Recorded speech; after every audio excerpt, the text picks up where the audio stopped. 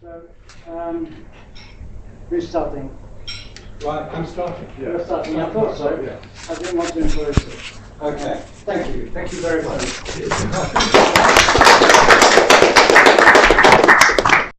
Thank you all for being here. I hope you find this interesting. I will be presenting the case the moon landings didn't happen.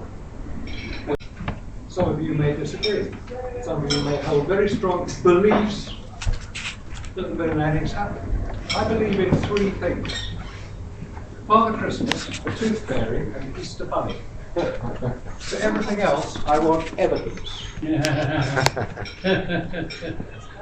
So for the moon landings, I want evidence. We're going to find that in a minute. Okay, this is similar to the talk I gave at the Awakenings Conference in Manchester last year, and the YouTube film of it had 700,000 hits at the last time I looked. A lot of people are interested in this subject. That's where it ended. This is National Geographic, the world's top-selling magazine, put Man on the Moon on its cover. They can't tell a fake photograph from a real one, obviously, because they've been caught out many times. This is where it started. Yuri Gagarin orbiting the moon in April 1961 caught everybody off on the hop. Specifically, America were particularly upset. That's defeated Khrushchev with Yuri Gagarin. Yuri Gagarin died 5 years in 1968 in a plane crash because he wasn't a very good pilot. He wasn't a very good astronaut either. This is John Kennedy, 6 weeks after Yuri Gagarin's flight, announcing America going to land a man on the moon before the decade is out, returning safely to the Earth. Every American had been into space at that time. Alan Shepard had been up 100 miles and come down again. That was all they could do. What was going on in America at the same time? The 60s. You've got to put Apollo into the context of its time. And the context of its time is upheaval, assassination, confrontation, the Cold War. America were basically going downhill. The Vietnam War was becoming particularly unpleasant. 58,000 Americans were killed in Vietnam and 3 million Vietnamese were killed. That is the price you pay for incompetent politicians. But they're still going to go to the moon. And here we go, off to the moon. Now, what was the US space program? Throughout this period, from 1961, the Mercury, 1 man in space, Gemini, 2 men in space, Apollo, 3 men in space, Skylab, 4 up to 7, Shuttle up to 7 in space. It's all low Earth orbit, which is 200 miles up, not very far away. The ISS and the Orion project is Apollo 2.0. Now, how many people here have heard of the X-37B?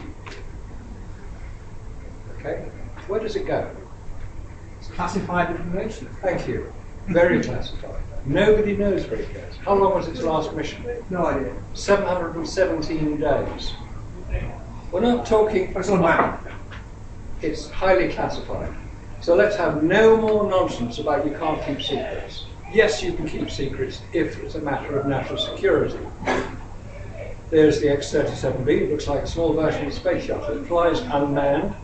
It's launched from both Vandenberg in California and Canaveral in Florida. If it's flying out of Vandenberg, you can be reasonably sure it's going on a polar orbit. And that is a key point. This is what the space hardware looks like. The top bit is the Apollo mission, all highly complex. I won't get into too much of the detail of it. Below it is the Gemini and then the Mercury, and on the left are the rockets required to launch these into space. The Saturn V rocket, still the most powerful rocket ever launched. The Russian ones blew up. And the SLS, the Space Launch System, which is supposedly going to be launching the Artemis mission to the moon again, is less powerful than the Saturn V rocket. It's called Saturn V because it has 5 engines in its first stage, which lasts for 2 minutes and then it falls into the Atlantic. When you come back in your capsule into the Pacific. This is the Gemini 6 landing. But what is this strange object here?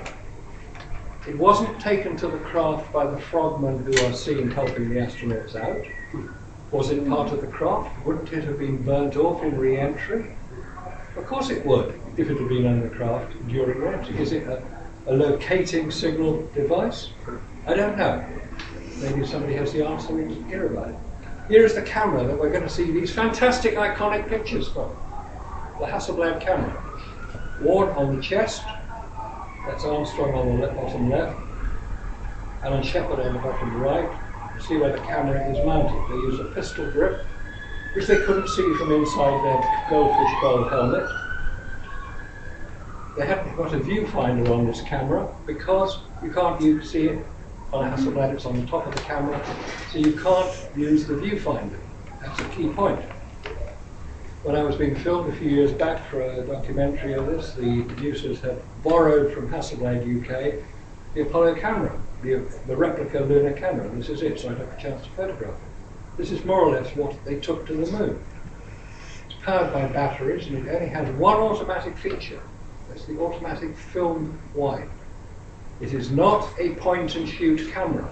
It is a photographic film camera, which takes photographs very differently, or records photographs very differently from digital. This is what most people are used to. In your phone or in a camera. This is a film camera. That is a key point.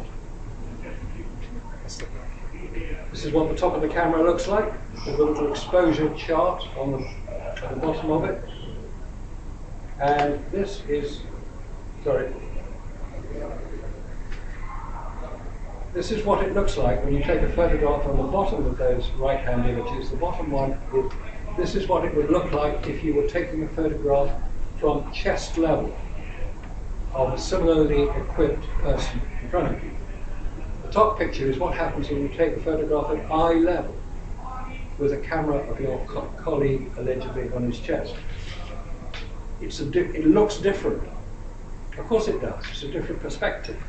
So if you're going to go to the moon, you may as well practice, so you've got to make a few sets. This is the simulation sets. Notice how large they are. This is at Langley, Virginia, 400 foot long, 200 foot high. It's still there today, you can go and see it. It's what they practice landing the lunar module with 5/6 of its weight removed. Right, let's get off to the moon. Saturn V rocket, whacking great thing. 360 foot high, 3,000 tons, disappears off into space. When it clears the tower, technical term there, but when it basically gets above the height of the tower, it takes about 10 seconds to do that. Then the control of it is switched from Florida to Texas to, guess what it's called? The Johnson Space Center, named after L.B. Johnson, president, who was the guy who funneled the money down to Texas. That's what American politics are about. Right, between launch and splashdown, on 3 parachutes, as Apollo 11 landed on, well, they all landed on 3 parachutes. Between those 2 events, there is only one source of information. Never a straight answer. Numerous anomalies and scams abound. Need another 7 astronauts. Not always scientifically accurate. Take your pick. That is NASA. 50 years ago, they tell us very proud. I've seen the film Apollo 11. It's a great piece of propaganda. And if you've ever seen the film They Live by John Carpenter, good, glad you've seen it. The very first image you see in Apollo 11 is the word believe. I know what subliminal advertising is about, and that's what John Carpenter's film is about, subliminals. Apollo 11, it's okay if you want to be impressed by NASA's wonderfulness, but if you're not impressed by NASA. When I went to see it, the second showing in the UK, it was released on the 28th of June, that's last Friday. There were 10 people in the audience. 10 people. A lot of enthusiasm for NASA. Challenges of space. You've got to build the Saturn V rocket. Then you've got to survive the heat radiation of vacuum. You've got to have your spacesuits. You've got to have your spacecraft. And finally, return the astronauts alive from the moon. Their spacecraft must have a heat shield. Without a heat shield, you're toast. Remember what happened to the Columbia space shuttle when it burnt up in the atmosphere? That's toast. That is what happens when you don't have a heat shield. A heat shield is vital. Right, we're going off to the moon and through the radiation in space. We're now on radiation belt, so I won't get into the detail of that. We get to the moon, and here we have this wonderful shot. We started the ecology movement. Everybody suddenly realized, oh, our beautiful planet surrounded by the blackness of space. We must look after it. Yes, we need to look after it. But let's not get carried away. Climate change is complete nonsense. Of course it changes. Anyway, I won't go there. I won't go there. Promise. This is inside the lunar module as it's landing on the moon. Notice the control panels on the left. Control panel here. These are the grips that Armstrong had. You have to land it manually because they had a warning 1202 alarm, which actually meant that the ground radar, determining the distance between the craft and the ground, because of the dust flying around, the radar couldn't see the ground, so it came up with an alarm, 1202. Whoops! You think of that one, do they? And here are our heroes inside the craft, landing it. Now, here's a question. Would you control your computer if your life depended on it, which they did, wearing heavy-duty gardening gloves? No, you wouldn't. You'd do it that way. There's the computer there, the dials, these are the controls, which are very small. But no, you hear their commentary as they land the craft, and you hear Buzz Aldrin talking the figures down across. You don't hear the 10,000-pound thrust rocket firing at his feet, do you? Rockets make a hell of a racket in space. But you can't hear anything in space. No. But you can inside a lunar module if it's pressurized with an atmosphere. And if it's not pressurized with an atmosphere, you won't hear anything. But if it's not pressurized, you've got to wear a spacesuit. So take your pick. Did he wear a spacesuit or not? Here it is. Dear old Buzz Aldrin. You know why he's called Buzz Aldrin? Because his sister couldn't pronounce the word brother. So she called him Buzz. And that's where Buzz Lightyear from Toy Story is named. After this guy here. Here he is getting out of the lander. He's a little bit further out here. These pictures are taken by Neil Armstrong. He was on the lunar surface, wandering around, taking a few pictures, picking up some rocks and samples, and getting a little bit further out. Like Neil Armstrong got bored photographing him, so he takes a photograph of a rubbish bag and the skirt of the craft, and then again he takes a photograph of a leg and the lander, because if it was damaged they would have to report it to Houston. They're quite what Houston would have done if it had been damaged. Nobody says, because it wasn't damaged. Isn't that lucky? Oh, he's coming down a bit further. Take another photograph. Look at his right foot. It's not on the ladder. It's not on the ladder. Nor is his left foot. Basic rule of mountaineering. Always have 3 points of contact. Right, when you've gone onto your garage to clear the gutters and the leaves, you're about 10 foot off the ground. You've got to go up by ladder. This is about 10 foot off the ground. Is that how you would come down from a ladder, down a ladder? Of course you wouldn't. This is such a ridiculous image. Right foot not on the run. There's also something there which will probably cause him to unbalance. It's attaching the ladder to the leg of the lander. Would you really stick your left foot out like that? Of course you wouldn't. This photograph was taken under controlled studio lighting conditions here on Earth, and whoever is inside that space, we don't know if it's Aldrin. Just because he has a name tag on it doesn't mean it's him. It could be yet another of those famous crisis actors who just appear at the right moment, do what they have to do, and disappear into the dark. He's done it 100 times, and he's shown how you can muck around at the top of the ladder, and it won't really come to any harm. He's a bit further down. Notice how the astronaut is lit up like a Christmas tree. Where's that light coming from? He's in the shadow. You can see where the sun is, assuming it's the sun that's illuminating it. Doesn't matter if it's a big floodlight or the sun, doesn't matter what it is. The light is over that side of the lander. So this side of the lander is in deep shadow. So where's all the light coming from that's lighting him up? and the inside of the hood here, and reflecting very photogenically off the mylar insulation. Quite why they had to insulate the lower part rather than the upper part, is where the astronauts were. Nobody tells us. Oh, I hear you say it's reflection off the lunar surface. Absolute rubbish, it's not. The lunar surface has the reflectivity of tarmac. No photographer worth his salt is going to use a road surface as a reflector. Of course he's not. It doesn't reflect enough light. A mirror might reflect it. A sheet of aluminium foil might reflect it. But the lunar surface is like tarmac. It doesn't reflect enough light. And even if it did, is the amount of light that is reflected off this mythical lunar surface enough to illuminate to that level when the directly illuminated surface behind it is not overexposed? No, it's not. Photographically, that is a ridiculous image. And it is so false and so fake that any photographer looking at it should immediately spot it. If they don't, they're lying to themselves. Here's another one, exactly the same problem. Many photographers have looked at these photographs and various other ones. There are 5,771 images taken on the lunar surface. They've looked at some of them. Most of them are complete rubbish and nonsense. They don't want to follow them. But a few of them have something interesting in them, like this. They looked at it and said, well, where's the light coming from? It's a standard question a photographer will ask.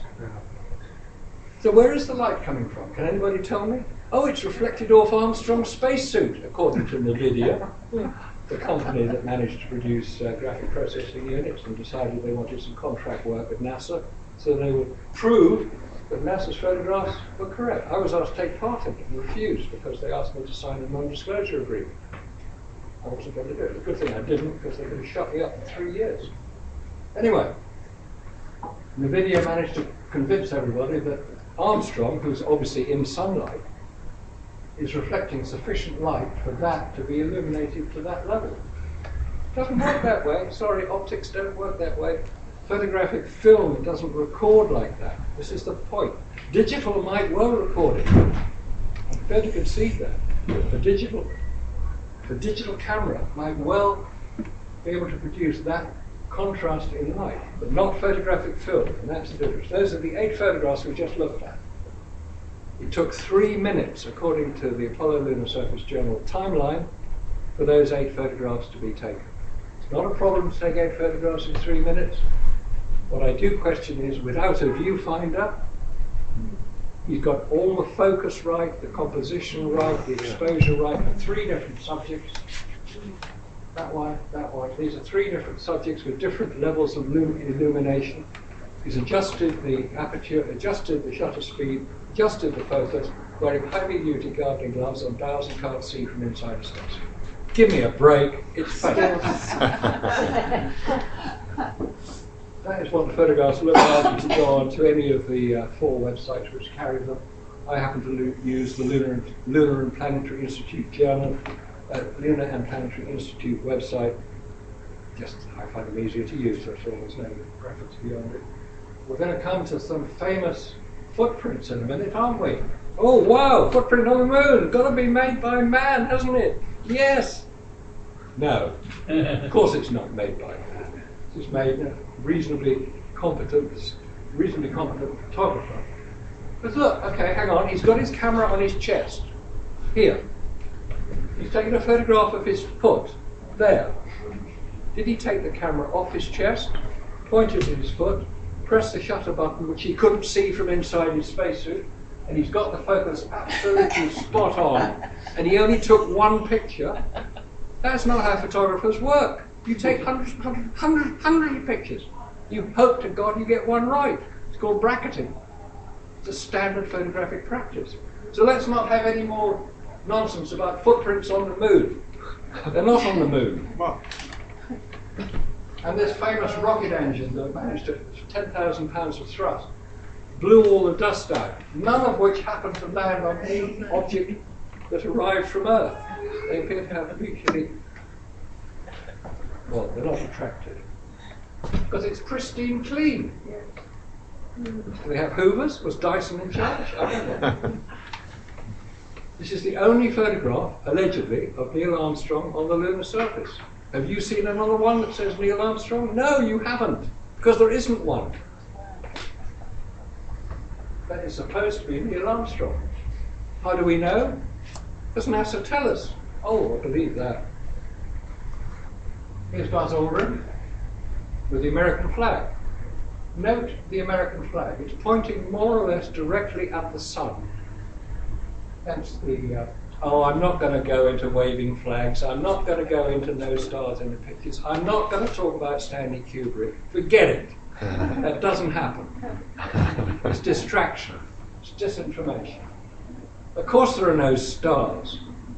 NASA are not stupid, you know. They would know that a photographic film camera could not record very slightly faint stars when compared to photographing the lunar surface directly illuminated by the sun. Of course there are no stars in the pictures. It's nonsense. Anybody who says there should be doesn't know what they're talking about. But we have a one-legged astronaut. Where's the footprint before it or after it? No, it's not there. He popped off somewhere. Here we have our two astronauts, Aldrin and Armstrong. This is two astronauts on the lunar surface at the same time. That's fine. This is taken from inside the lunar module by what's called the data acquisition camera. It's a Mauer 16mm film camera set to expose at 1 frame per second for the whole time they were on the lunar surface. Armstrong and Aldrin allegedly. Why are their shadows completely different lengths when they're people of more or less a similar height? Why is the angle between one 35 degrees and the other 35? What's that? That's amazing what you're showing us now. I hope Shadows so. are in opposite directions. I hope so. I hope there'll be lots of hands up saying, no, I don't believe it. But we'll come to that later. One is 25 degrees, that's 35 degrees. But the official record says when they landed, the sun was 13 degrees above the horizon. Continuity error. Note to prop dresser, get it right. Okay, that's a photograph of the flag that we looked at with Buzz Aldrin standing above there. And I said it was pointing more or less into the sun.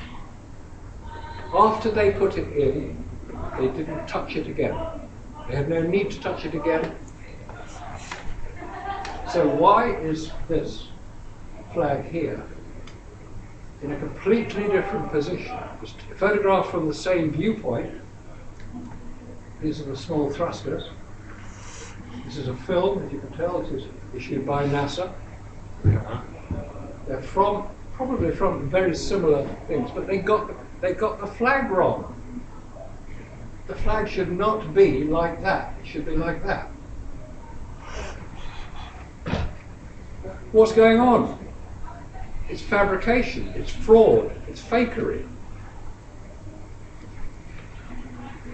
And if you look at the film from which that image was taken, they're all on YouTube right now. There's nothing hidden about any of this. Every mission was filmed in considerable detail, but look at the date at the top of that screen.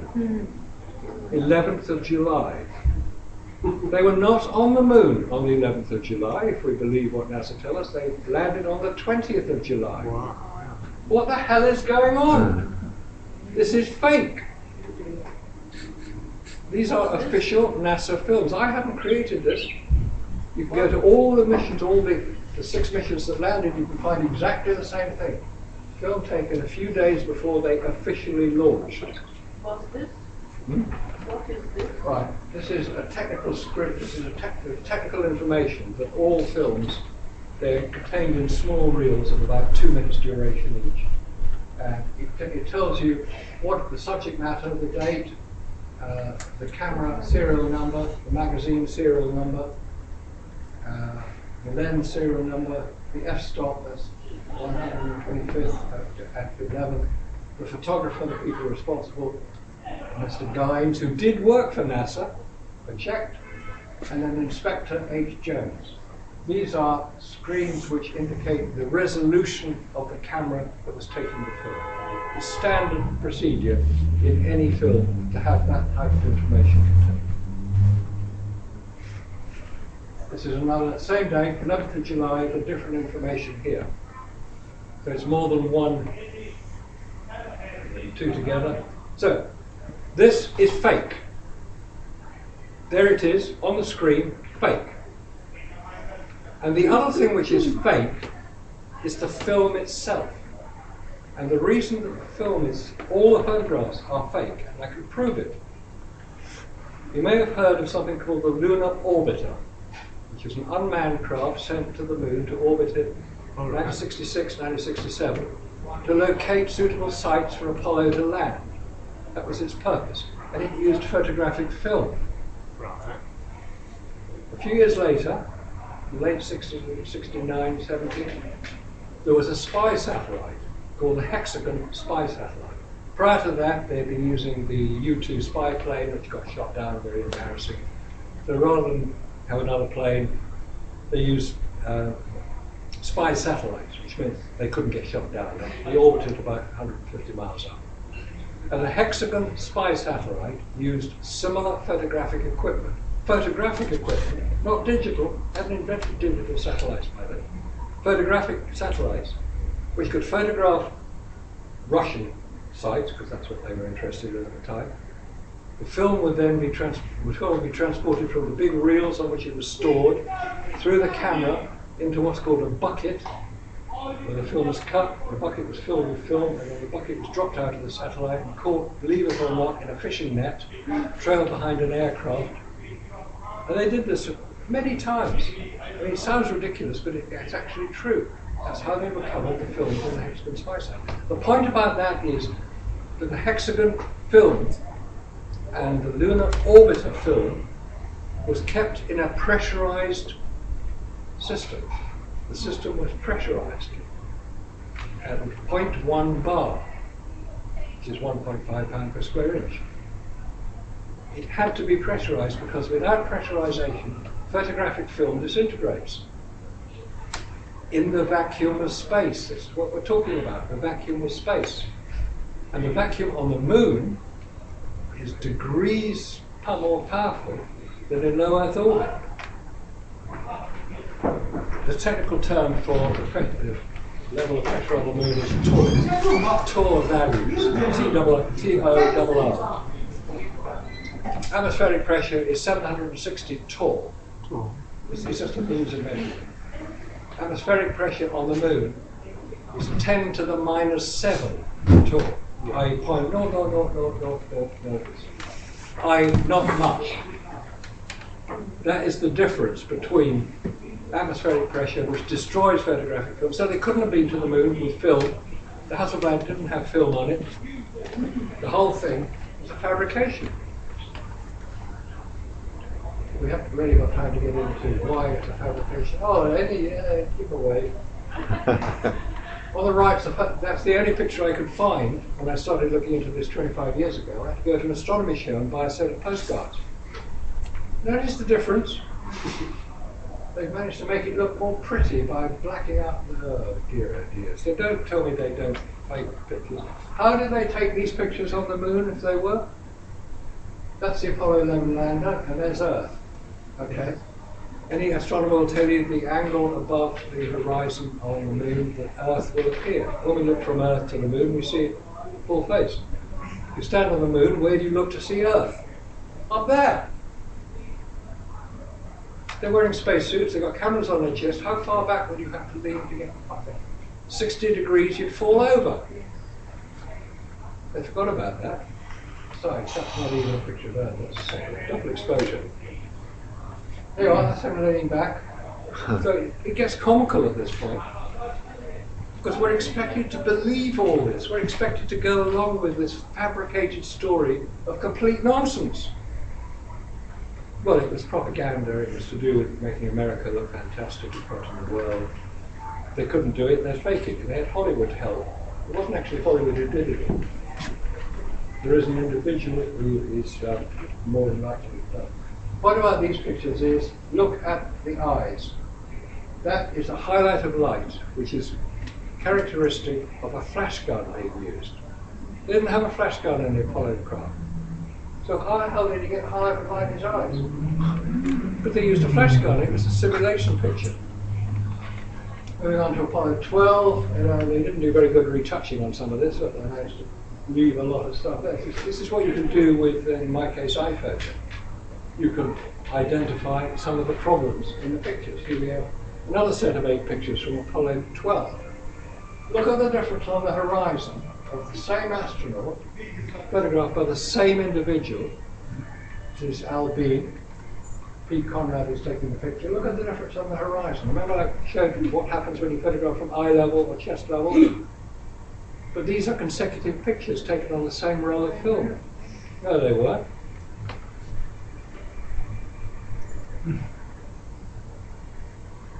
There's the camera looking straight out, as you would expect. Why is that camera and the horizon is a completely different position? What are all those lights in the background? Oh no, just because the visors have 3 screens, which they do, why are there 6 lights? Is it ET dropping by to see what the hell's going on? Who gave you permission to land here? Come on guys, get off. Could have happened, I don't know. And here we have another fake photograph. These crosshairs here appear on all the Apollo photographs taken on the moon, but why are these crosshairs in the wrong position? They're just about there. They're in the wrong position. Fake photograph. Here's another one. Yeah, how do these shadow angles get like this? Direction of sunlight is there. How come it's... Oh, don't even go there. And even more ridiculous here. Shadow here at right angles to the photographer. Explain that, please, NASA. Explain how you got so sloppy getting your lighting setup sorted. Oh, here we have a wonderful picture of Apollo 14. Sun straight into the camera lens. That is not how it reflects. You get a starburst effect when you put sun. If you photograph the sun directly, you get a starburst on the film. It's an artifact of the film. It's not a problem. Notice how dark this is and how light this is. I wonder why that is. Okay, now we're going to look at two astronauts on the lunar surface at the same time, which is not okay. This is Apollo 14. Note the flag. Note this little white checkerboard type thing here. We're going to flip the photograph over. There's the flag, there's the checkerboard. And we're then going to look at the photograph that was allegedly taken. This is a photograph. There are crosshairs here. Here is a photograph. It's not a still from the film. There's the video image of the same scene. It's a mock-up, and it was hung at the Kennedy Space Center for many years until we raised the questions about how it was taken. Oh look, a golf ball. Oh, that's Alan Shepard, that's Ed Mitchell. Oh, a golf ball. You don't see a golf ball flying across like that. And it's not that big either. It's a fake. These two are taken from a particular sequence, a TV sequence. This is taken, I showed it earlier, but they moved the flag and turned it round. Let's go back to what we had before. There's the flag. And now look where we managed to get the flag. It's managed to move, but nobody's touched it. It extended the shadows. It's fake, completely fake. When we questioned it and asked NASA to explain how the picture was created, because it wasn't described as a montage, which is what it is. It was described as taken by, well, they didn't actually say it was taken by, because there were only ever 2 astronauts on the lunar surface at the same time. So who took this picture? Yes. It's fake. Apollo 15 landing site, Hadley Grill, there is the lander. There is Mount Hadley, the second highest mountain on the lunar surface. Does it look it? 13,000 foot high? Come on. That's what Everest looks like from base camp. And Everest there is 10,000 foot, while base camp. We're being misled again, because they didn't get their scale right. These are consecutive images, I've checked. So where's the camera that took the picture? He isn't wearing one. He's got one. Who took the picture? Come on. Little things like this is what shows him up for being what it is. Fabricated. Where's the flag? First thing they ever do is put the flag up. Where is it? It's supposed to be here. It's gone. They didn't touch it. Don't worry about that. Right. There's the command module about to land here. Apollo 17. And this is the answer, this is the question I keep asking, but I never get a reply to. This is Apollo 11 landing site, and you'll notice the length of shadows means that the sun is more or less the same position for Apollo 11 here, Apollo 17 here. Shadows are about the same length. Forget this is the thruster. It's not a shadow of anything. There's the terminator, difference between light and dark. So, Nick, where's the terminator in this picture? It's not there. There should be a terminator if they were on the moon. No, they were photographing a 20-foot diameter model of the moon at Langley, Virginia, and they forgot to put the terminator in. Because there should be a terminator. It should be about here. Nick wants his turn, he's going to... Okay, there's just one more feature I'd just like to cover. This is the famous flag. That's basically a double exposure. So in that picture is the lunar. This is Apollo 17. In that picture is the lunar lander. Where is it? It is there.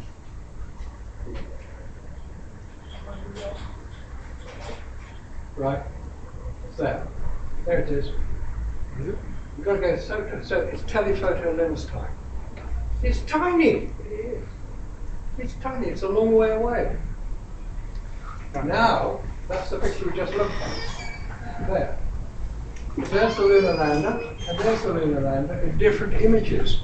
And there in the background is the same feature. It makes no sense at all. Absolutely no sense. A, C, B, B, B, and D.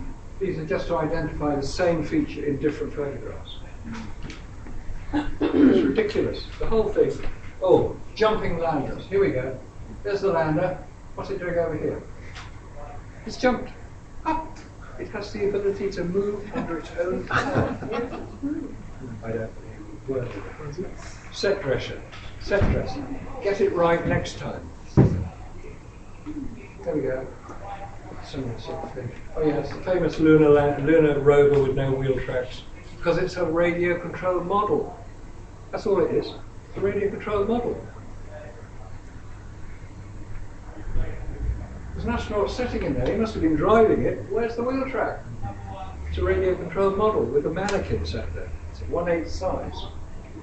And here's the other piece of evidence which proves they couldn't possibly have been on the moon. This is the repair to the rear fender of this Apollo 17 lunar rover, because they knocked it off. Doesn't matter how it happened, but they repaired it by getting a map out and securing it with duct tape, gaffer tape. NASA have now made an official announcement that duct tape does not work in space because it's made of a liquid. It's got liquid adhesive. Adhesives, liquids, evaporate in space, in the vacuum of space. It couldn't work. So that's not in space. That is in some studio somewhere with some idiot who gets a science degree at university to know that. Don't worry about these tracks. Just one final point. When they took off here, Apollo 17, they took off. They fired the rocket in the ascent stage, which is the top half where the astronauts are, which, by the way, is 6 foot wide, 7 foot high, 3'6" deep. It's about the size of an average car interior with the seats taken out, in which they lived for up to 5 days. So 3 days for Apollo 17. Got in and out of their space. Have you ever tried getting into clothes in a car? No, forget it. Or even out of clothes, but let's not go there. So they fire this rocket here, it's taking off, which should be visible in space, but it's not. Where did the exhaust fumes go? That's not a hole. There's nowhere for the exhaust fumes to go, or the exhaust gas to go. It should have fried them, but it didn't, because it wasn't real. It was yet another fake. That's it. Thank you. And that's it.